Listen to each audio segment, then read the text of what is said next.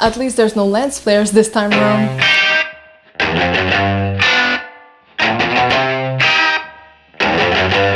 Star Trek Beyond is directed by Justin Lin, who beforehand did the Fast and Furious movies, and as you can see behind me, I'm actually a huge fan of that franchise.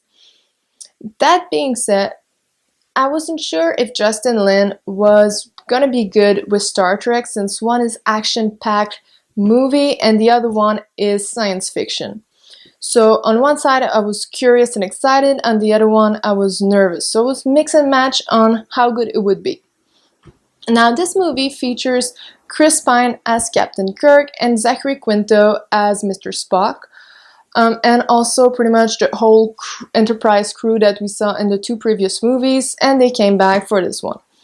We have two new characters. So the first one would be played by Idris Elba, and is the villain named Crawl. And the second one would be a badass, kick-ass, amazing female character named Jayla.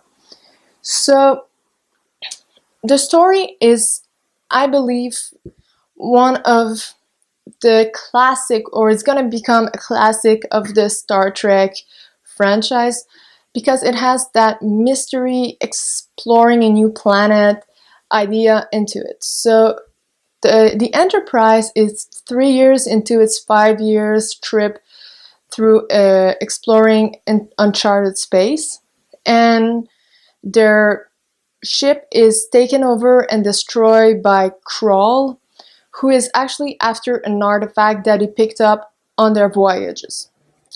So now he takes hostage the crew, and Captain Kirk has now a mission to rescue the crew from the planet that he's keeping them on. So I think, yes, it's a story that we have seen before, but it has so many twists and turns, and it's so action-packed that it's actually become really, really interesting, and it's so much fun to watch. Also, there's one really interesting element, and it's because it's written by Simon Pegg. This movie is really funny, and the pacing is really cool, because most movies are like, they have their peak, or they're just like, they become interesting at one point, and they become, the rest of the movie they're like okay. But this movie builds on and builds on and builds on, and the climax is actually the most interesting part, especially when it comes to the villain. So I would say that this movie, Simon Pegg knows how to write a great movie, especially since he kept the same tone as the two previous movies, while focusing more on how he perceives the relationship between the characters. For example, he focuses more on the relationship between Bones and Spock, while the two previous movies focused more on the relationship between Kirk and Spock. So it's really more interesting, and it gives us another perspective on those characters that we saw beforehand. Now, for the director, Justin Lin, as I said before, I wasn't sure if it was going to be good or not, and he was actually fantastic. He gave us new shots and new special effects that we didn't see beforehand with JJ.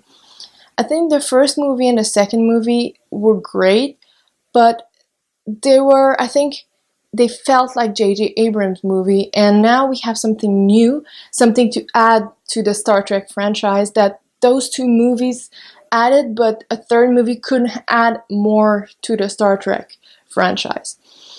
So, and this movie, as I said before, focused more on secondary characters, and that's a big plus, because we don't want to focus only on Kirk. We don't want to focus only on Spock. We want to focus on the whole crew, and that's something that will, at the end of the day, become more interesting and will keep the public more focused on the movie. So I actually loved it. That the action was actually also more grounded in the planets, so that was really fun, because with J.J. Abrams it was more in space. We did have some action planet fun, but it was more in space. With This movie, it was half and half, I would say, but the more interesting part was more on the planet.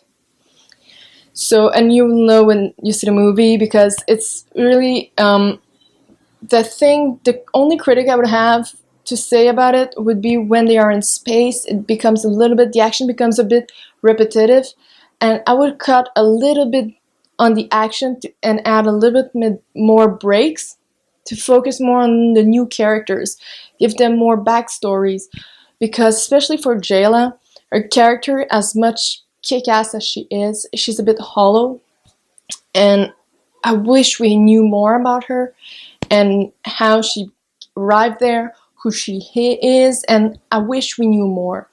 So that was my only problem with the movie, is I wish there were more breaks because it just kept on going with the action, and at the end of the day, it felt a bit long and a bit boring at some point.